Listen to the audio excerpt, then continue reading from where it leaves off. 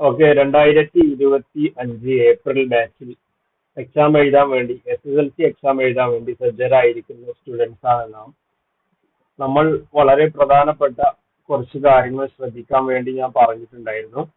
നമ്മുടെ SSLC class room open ആക്കി കഴിഞ്ഞാൽ ഏറ്റവും താഴെ നമുക്ക് ടൈം ഷെഡ്യൂൾ എന്ന് പറഞ്ഞിട്ട് ഒരു ക്ലാസ് റൂം കാണാം. അവിടെ ഏപ്രിൽ ബാച്ചിന്റെ ടൈമും അതുപോലെ തന്നെ ഒക്ടോബറിന്റെ ഒരു ടൈമും കൊടുത്തിട്ടുണ്ട്.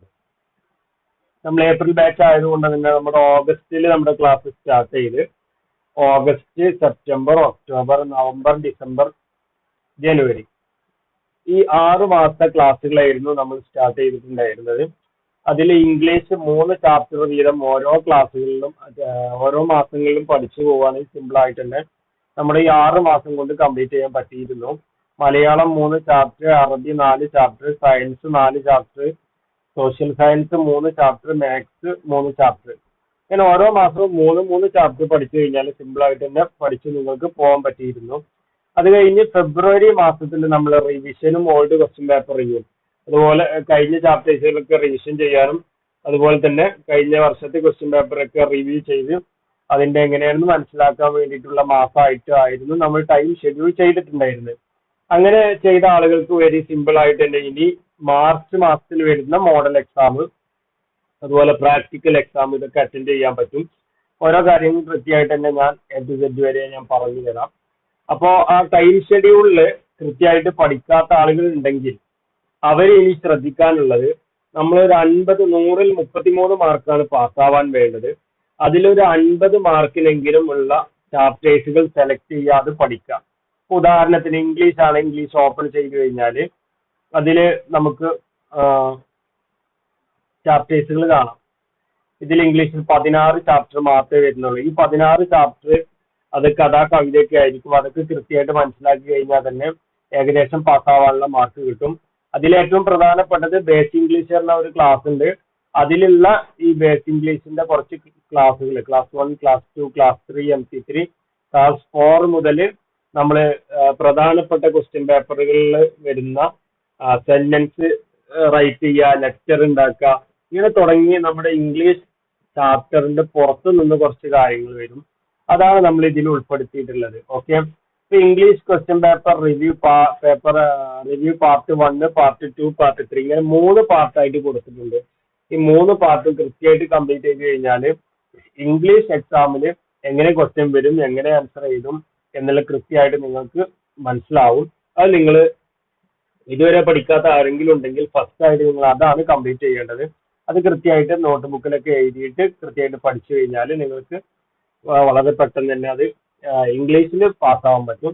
അതിന്റെ ശേഷം നമ്മുടെ ഇംഗ്ലീഷ് ക്ലാസ് റൂം ഓപ്പൺ ആക്കിയിട്ട് ഓരോ ചാപ്റ്റർ 16 ചാപ്റ്റർ ഏതൊക്കെയാണ് പഠിക്കേണ്ടത്, 1, 3, 5, 8, 6, 9 ഇത്തരം ചാപ്റ്റേഴ്സുകളാണല്ലോ പഠിക്കേണ്ടത്. ആ ചാപ്റ്റേഴ്സുകളൊക്കെ പഠിക്കാം. അതിന് തൊട്ട് താഴെ സയൻസ് ആൻഡ് ടെക്നോളജി ഉണ്ട്. അതിന്റെ ചാപ്റ്റേഴ്സുകൾ ഇതിൽ കൊടുത്തിട്ടുണ്ട്.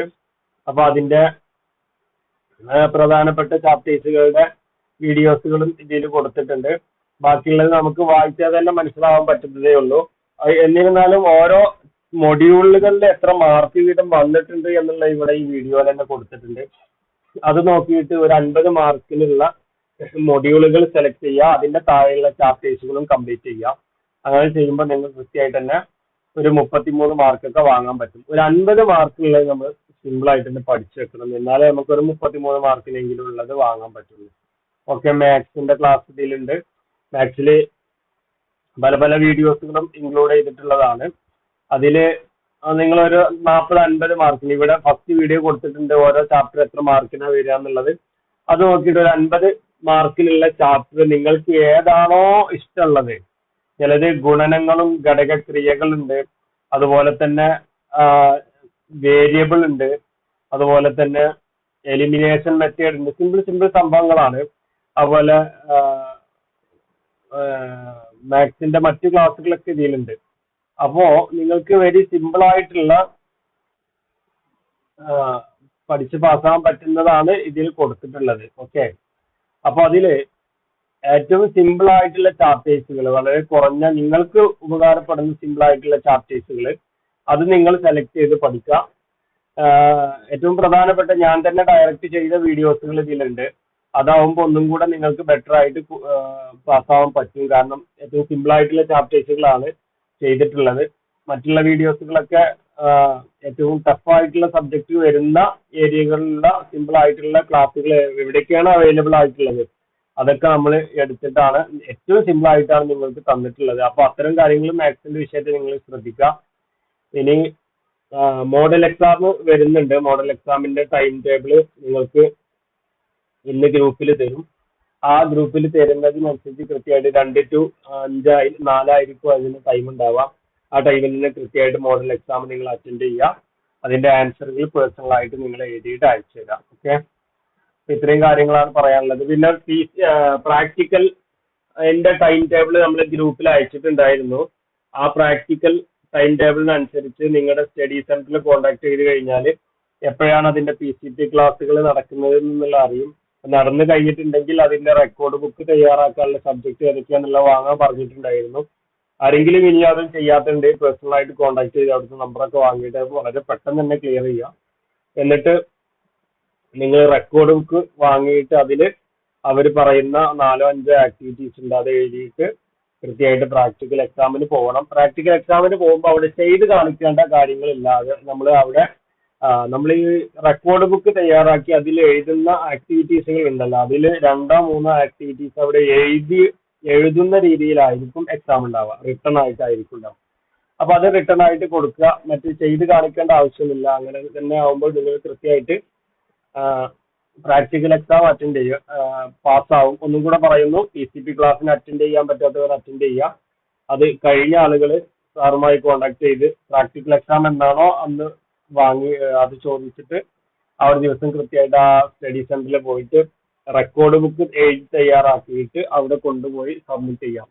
നിങ്ങൾ പ്രാക്ടിക്കൽ എക്സാം അറ്റൻഡ് ചെയ്യുക, PCT ക്ലാസ് അറ്റൻഡ് ചെയ്യുക, അതുപോലെ തന്നെ റെക്കോർഡ് ബുക്ക് തയ്യാറാക്കി കൊണ്ടുപോവുക, അവിടെ സൈൻ ചെയ്യുക. ഈ 4 കാര്യങ്ങൾ ചെയ്താൽ തന്നെ നിങ്ങൾ എന്തായാലും അതിൽ പ്രാക്ടിക്കൽ എക്സാമിന് പാസ്സാവും. സാധാരണ എങ്ങനെയാണ് ഉണ്ടാവാറുള്ളത്, അവർ ഫൈഡാക്കലൊന്നുമില്ല. അപ്പൊ അത് ഒന്നും ചെയ്യാത്ത ആളുകളുണ്ടെങ്കിൽ പോലും അവിടെ പോയി അറ്റൻഡ് ചെയ്യണം. അറ്റൻഡ് ചെയ്യാതിരിക്കരുത്.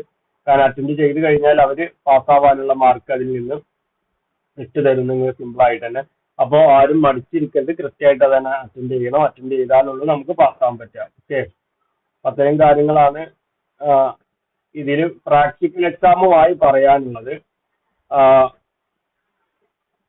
മറ്റ് ഇംഗ്ലീഷിന്റെ കാര്യം നമ്മൾ പറഞ്ഞു, ബേസിക് ഇംഗ്ലീഷ് കൃത്യമായിട്ട് കംപ്ലീറ്റ് ചെയ്യണം. അതുപോലെ സയൻസ് ആൻഡ് ടെക്നോളജിയുടെ പറഞ്ഞു, സയൻസ് ആൻഡ് ടെക്നോളജി കൃത്യമായിട്ട് കംപ്ലീറ്റ് ചെയ്യണം. അതുപോലെ മലയാളം എടുത്ത ആളുകൾക്ക് മലയാളം, അറബി എടുത്ത ആളുകൾക്ക് അറബി. അതിന്റെ ഓൾഡ് ക്വസ്റ്റ്യൻ പേപ്പറുകളാണ് ഇനി പ്രത്യേകം ശ്രദ്ധിക്കേണ്ടത്. ഓൾഡ് ക്വസ്റ്റ്യൻ പേപ്പറിന്റെ ക്ലാസ് ഓപ്പൺ ആക്കി കഴിഞ്ഞാൽ കഴിഞ്ഞ വർഷത്തെ 2024 ഏപ്രിലില് SSLC പബ്ലിക് എക്സാം നടന്നിട്ടുള്ള ആ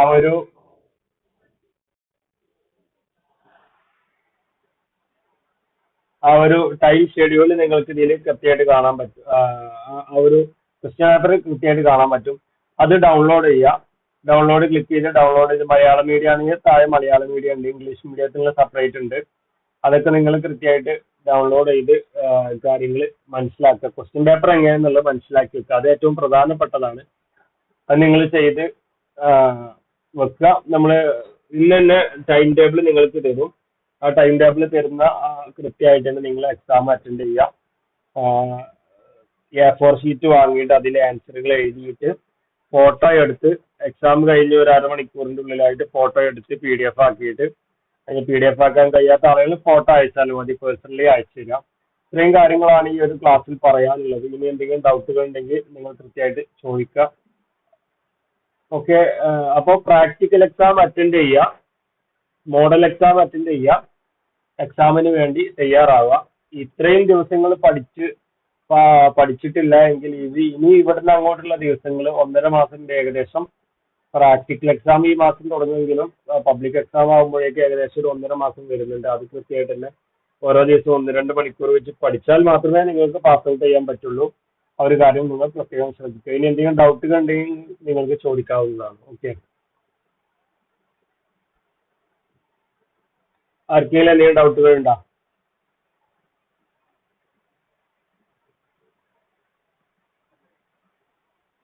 okay,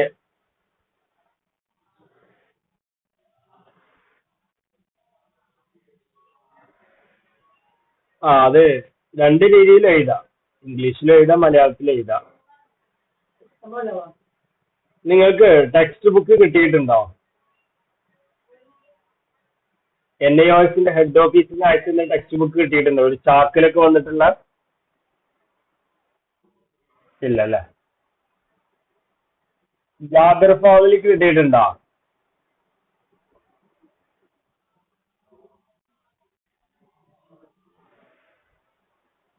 okay. Okay okay okay. പ്രശ്നം. അപ്പൊ ബുക്ക് കിട്ടാത്ത ആളുകൾക്ക് ഞാന് പിന്നെ ഒരു ഇംഗ്ലീഷിൽ എഴുതാം, നമുക്ക് മലയാളത്തിൽ എഴുതാം. നമുക്ക് മലയാളത്തിൽ എഴുതിയിട്ടുള്ള ഞാനൊരു PDF ആക്കിയിട്ട് അതിന്റെ ഒരു ഫോട്ടോ എടുത്ത് നിങ്ങൾക്ക് ഗ്രൂപ്പിൽ അയച്ചു തരാം. അത് എഴുതിയാൽ മതി. വേറെ ഒരാൾ ചോദിച്ചിട്ടുണ്ടായിരുന്നു, നിങ്ങൾക്ക് സാധാരണ ടെക്സ്റ്റ് ബുക്ക് വരും മലയാളത്തിൽ, അത് NIOSന്റെ ഹെഡ് ഓഫീസിൽ നിന്നാണ് വരിക. ഒരു ചാക്കിലൊക്കെയാണ് അത് പോസ്റ്റ് വഴി വരിക. വലിയ ബുക്കായിരിക്കും. അതില് ചെറിയൊരു ബുക്ക് ഉണ്ടാവും, പ്രാക്ടിക്കൽ മാനുവൽ എന്ന് പറഞ്ഞിട്ട് ഒരു ചെറിയ ബുക്ക് ഉണ്ടാവും. അത് മാത്സിനുണ്ടാവും, സയൻസിനുണ്ടാവും. അത് മലയാളത്തിലായിരിക്കും. അതിലൊരു 10 ആക്ടിവിറ്റീസ് ഒക്കെ ഉണ്ടാവും. അതിലൊരു 4 5 ആക്ടിവിറ്റീസ് എഴുതി അത് അതുപോലെ, അത് ക്വസ്റ്റ്യനും ആൻസറും ആയിരിക്കും അതിലുണ്ടാവുക. ആ ക്വസ്റ്റ്യനും ആൻസറും അതുപോലെ എഴുതുക, ചിത്രം വരയ്ക്കാതെ വരയ്ക്കുക. അത് നിങ്ങൾ നേരെ റെക്കോർഡ് ബുക്കിൽ പകർത്തിയിട്ട് കൊണ്ടുപോവാണ് വേണ്ടത്. ഓക്കെ, അതാണ് ചെയ്യേണ്ടത്. അപ്പൊ അതിനുള്ള PDF ഞാൻ ഫോട്ടോ എടുത്താണ്ട് ഞാൻ അയച്ച് PDF ആക്കിയിട്ട് ഞാൻ ഗ്രൂപ്പിൽ അയച്ചു തരാം കേട്ടോ. ഓക്കെ, അത് ക്ലിയർ ആയില്ലേ?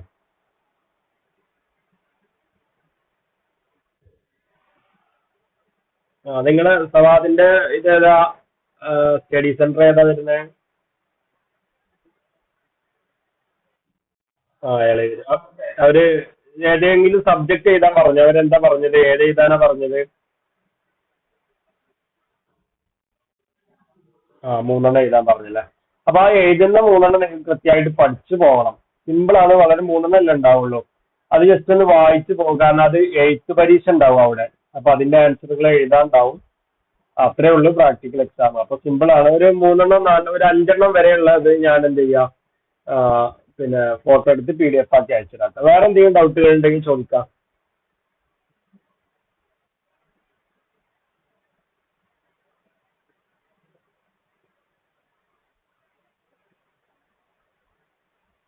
ഓക്കെ, ജാബിർ ഫാമിൽ നിങ്ങൾ ശ്രദ്ധിക്കേണ്ടത്, ആ, ഒക്ടോബർ ബാച്ചിന്റെ ക്ലാസ്സുകൾ നമ്മൾ വളരെ കുറഞ്ഞ കുട്ടികളായതുകൊണ്ട് ക്ലാസ്സുകൾ സ്റ്റാർട്ട് ചെയ്തിട്ടില്ല. അതായത് ക്ലാസ്സുകൾക്ക് സെയിം തന്നെയാണ്, ഇവർക്കുള്ള സെയിം ക്ലാസ് തന്നെ നിങ്ങൾക്കുള്ളത്. നമ്മൾ ഏതൊക്കെ മാസങ്ങളിലെ ഏതൊക്കെ ചാപ്റ്ററുകൾ പഠിക്കണം എന്നുള്ള ടൈം ഷെഡ്യൂളൊക്കെ കൊടുത്തിട്ടുണ്ട്. അത് അതിനനുസരിച്ച് കൃത്യമായിട്ട് നിങ്ങൾ പഠിച്ച് പഠിച്ച് പോവുക. ഓക്കെ, അടുത്ത മാസം കൂടെ കഴിഞ്ഞ് കഴിഞ്ഞാൽ പിന്നെ നിങ്ങൾക്കായിട്ടുള്ള സെപ്പറേറ്റ് ആയിട്ട് ഓൺലൈൻ ക്ലാസ് ഉണ്ടാവും. ഓൺലൈൻ ക്ലാസ്സിൽ നമ്മൾ പഠിക്കാനുള്ള കാര്യങ്ങൾ ഇത്ര ഫോളോ അപ്പും മറ്റു കാര്യങ്ങളാണ് പറയുന്നത്. ക്ലാസ്സുകളൊക്കെ സെയിം തന്നെയാണ്, പഠിക്കേണ്ട കാര്യങ്ങളൊക്കെ സെയിം തന്നെ വരുന്നത് കേട്ടോ. ഓക്കെ, അതുകൊണ്ടാണ് സെപ്പറേറ്റ് നിങ്ങൾക്ക് ക്ലാസ്സുകൾ ഓൺലൈനിൽ ഇല്ലാത്തത്. Okay okay. അത് ഏപ്രിൽ കഴിഞ്ഞ് കഴിഞ്ഞാൽ ഇതിൽ കുറച്ച് അടുത്ത ബാച്ചിലോട്ട് എക്സാം എഴുതുന്ന കുറച്ച് പേരുണ്ടാവും. അവരും കൂടെ ലിങ്കാക്കിയിട്ട് ഒരു ഗ്രൂപ്പ് നമ്മൾ ഈ ഒരു ഏപ്രിലിന്റെ ശേഷം സ്റ്റാർട്ട് ചെയ്യും. അതിൽ നിങ്ങൾക്കുള്ള കൂടുതൽ കാര്യങ്ങളൊക്കെ പറയും. ഓക്കെ. Okay okay. ക്ലാസ്സിൽ നിങ്ങൾക്ക് അറ്റൻഡ് ചെയ്യാം, കാരണം കാര്യങ്ങൾ കൃത്യമായിട്ട് മനസ്സിലാവുമല്ലോ. അതിനുവേണ്ടി നിങ്ങൾ അറ്റൻഡ് ചെയ്യാം. Okay, thank you. ഇനി എന്തെങ്കിലും ഡൗട്ടുകൾ ഉണ്ടെങ്കിൽ പേഴ്സണലായിട്ട് നിങ്ങൾക്ക് ചോദിക്കാവുന്നതാണ്. Okay, thank U.